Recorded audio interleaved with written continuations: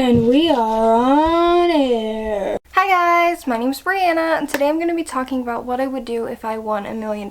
So let's get right into the video. So I made this video years ago, and I don't know, but lately I've just been feeling like updating and redoing some of my old videos that I thought I could give a little more insight into now. So that's what I'm going to be doing today. Also, just to disclaim, this is going to be if somehow I got $1 million, like tax-free, all that, just like straight up $1 million is mine. Now, the last time I did this video, it was a really short video, so I made a list of what I said in that video. Real quick rundown, and I didn't really give specific numbers for anything, so who knows if it even adds up to $1 million, but it is what it is. I said I wanted to pay off my parents' mortgage, I wanted to buy my own house, I wanted to give $100 to $150K to charity, I wanted to invest $200K, which was not specific at all. That could mean anything. I said college, I said I wanted a Tesla Model X, and I wanted to save the rest of the money for experiences such as concerts, traveling, that kind of thing. Some of these ideas I want to keep, but I broke it down a little bit more specifically, and I thought it would just be kind of interesting to go over that. So the first thing on my list is a repeat, but I really want a Tesla Model X. It's the one thing that I always said if I ever had enough money for it, I 100% would get one. I looked it up, and they go from anywhere just under 100K right now to just over. So just to make this nice and easy, I just left it at an even 100, and that's the first thing on my list. The next thing on my list is to purchase an investment property. Now, I was super vague in my original video and just said, oh, buy my own house. But why would you buy it in full if you can diverse the money throughout more things to purchase and use it for like down payments instead and find other ways to pay for it as you go along? So for example, with an investment property, let's say I find a house that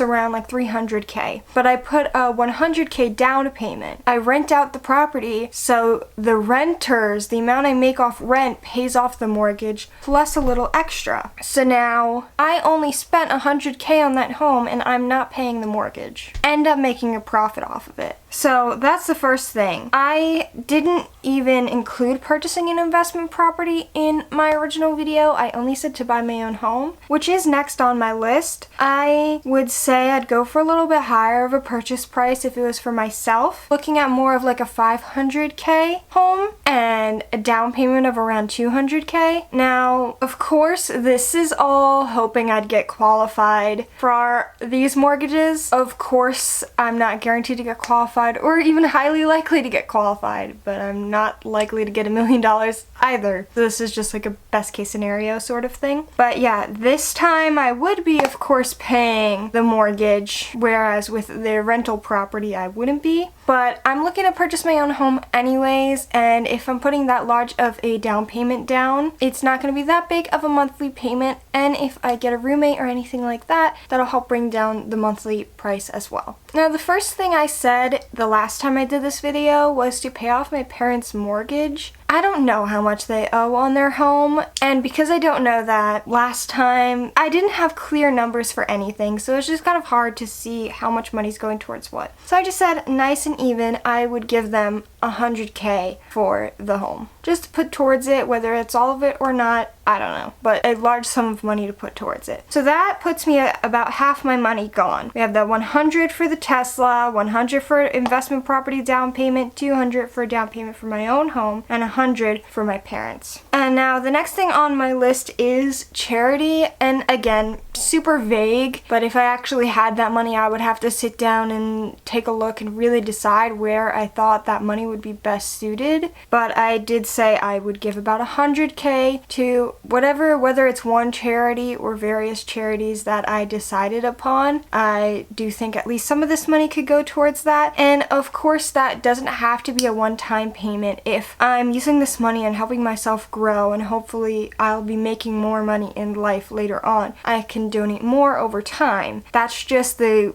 one big drop of money. Now, another property that I said I would purchase isn't going to be a home, but rather like a business front, like a commercial property. I don't know what price range I would be looking in exactly, but I said I would put a $100K down payment. Now, this would be something I'd really love to do, is open my own store for like selling crystals and spiritual stuff, and it would be an absolute dream to have an actual store. As of right now, I'm hoping in the near future I can open an Etsy shop or start going to fairs and stuff like that and selling crystals, because I really do love it. And I know I haven't talked about crystals much on here, but if you guys are interested, maybe I can make videos about the meanings of certain crystals or showing you my personal collection of crystals. You guys can let me know in the comments down below. But if I had $1 million, I would definitely open up an actual storefront and start selling and creating this beautiful community, and I think that would be really great. Now, all of this leaves me with about $300K left of my $1 million.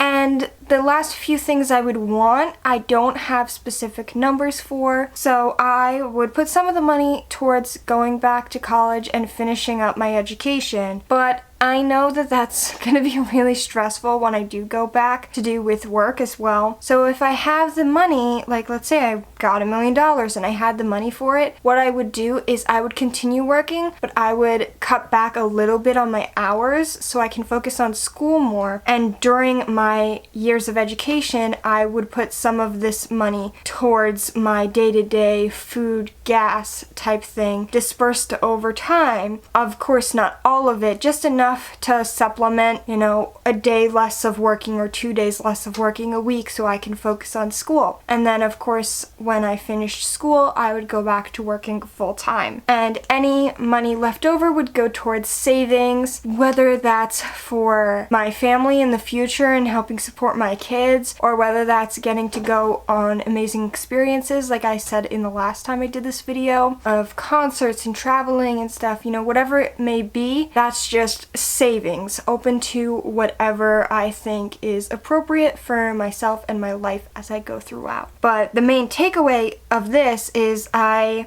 still am making money from the investment property and from the store I would be opening to sell crystals and stuff. So even though it's not going to be a lot of savings, I'm using all this money to help myself and my future and my financial situation. So even though I'm using most of the money right away, it's gonna help my future and help me financially in being in a good place. And I think this would be the best way to go about spending the money. But of course, you guys can let me know in the comments down below what you would do differently, how you would spend the money, because I think it's really interesting people's perspectives and the differences between how everybody chooses to spend money and what they think is the best financial decision. But yeah, that's pretty much it. So that's it for today's video. Thank you guys for watching.